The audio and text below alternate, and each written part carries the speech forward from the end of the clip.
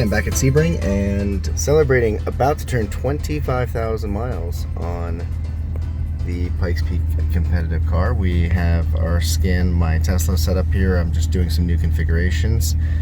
We're still doing some of the setup for the AEM dash that will be sitting here for Pikes.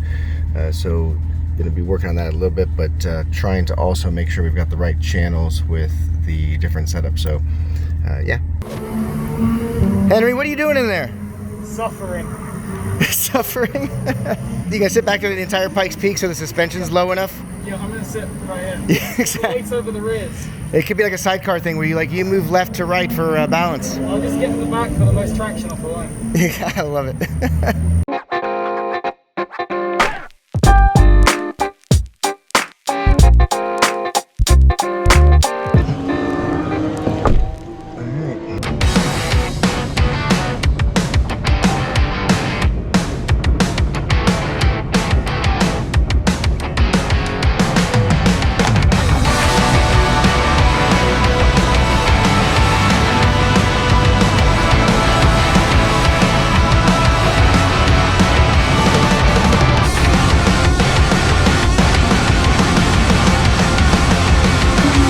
Alright, so a little bit of a recap from the test session with the Toyo RRs, and I think the main focus of the conversation was two things. Number one is the discussion about the size and or diameter of the wheel and tire setup.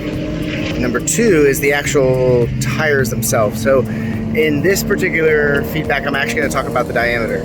And the big thing is that we actually switched to, which if you can see it here, an 18-inch wheel from Martian. That the tire basically is a very low profile, and the combination of the low profile tire with an 18-inch leads to an overall diameter that is actually much smaller than the factory wheel. And since the Tesla comes with basically no gearing other than the single gear, you really have just the wheel and tire to be able to tune in how efficient the motor is going to be at certain speeds, as well as how the car will behave as you're accelerating. So as we were out on track today, one of the things that I really noticed at Sebring is that above 105, 110 miles an hour, the setup that we have right now is not ideal.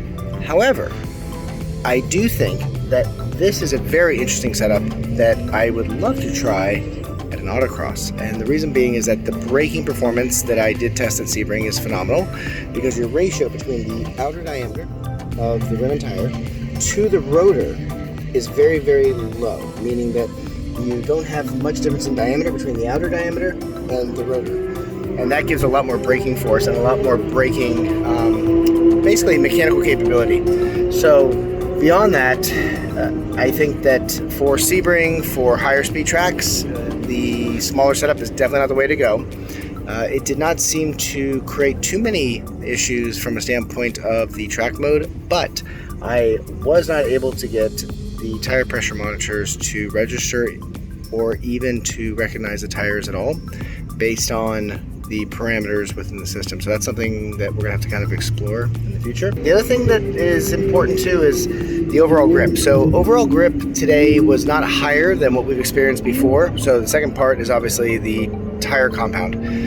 Tire compound is actually very similar to the R888s. Sidewall construction is different, the tread design is different. So the RR is a superior tire if you're looking for something to put more rubber on the road. But in this instance, with the Tesla Model 3, without having a suspension system on it, meaning lowered, more camber, it's totally stock, so it's almost zero camber up front. The sidewalls of this tire may not be the ideal setup, which is why we're gonna go back to the R888, get some data, see how that performs, and give some feedback, because we were looking at not only our peak G-force in the corner, but we were also looking at the overall lap times, and the lap times on a fresh set of rubber that is this type of slick should be significantly faster than a very used, very heat cycled set that we already have run multiple sessions on. So we're gonna go back to the other tires and see how it goes. Thanks for watching Electric Performance. Please subscribe, share, and hit the like button.